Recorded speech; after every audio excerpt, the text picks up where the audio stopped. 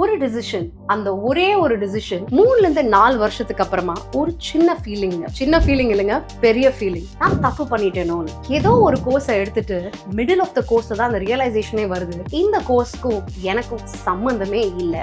என்னதான் middle of the டைம்ல அது தெரிஞ்சுக்கிட்டாலும் நம்மளால ரிவர்ஸ் பண்ண முடியுமா? கண்டிப்பா முடியாதுங்க. இந்த மிஸ்டேக்கை உங்க வாழ்க்கையில நீங்க அவாய்ட் பண்ணும் அப்படின்னு நினைக்கிறீங்கன்னா அது கண்டிப்பா முடியும். அது எப்படி அப்படின்னு கேட்டீங்கன்னா அங்கதான் ஆரிஜின் பிஐ உங்களை சப்போர்ட் பண்றதுக்காக வராங்க. ஆரிஜின் பிஐ முக்கியமா 10th ஸ்டாண்டர்ட் ஸ்டூடெண்ட்ஸ்க்கு என்ன ஸ்ட்ரீம் அவங்களுக்கு பெர்ஃபெக்ட்டா இருக்கும் அப்படின்றது கைட் பண்றாங்க. And also for 12th standard students என்ன டிகிரி எடுத்தா அவங்களால ஒரு ஃபியூச்சரிஸ்டிக் கெரியர் அவங்களுக்கு பிடிச்ச மாதிரி அவங்களால அவங்க வாழ்க்கையை அமைச்சுக்க முடியும் அப்படின்றதும் காமிக்கிறாங்க.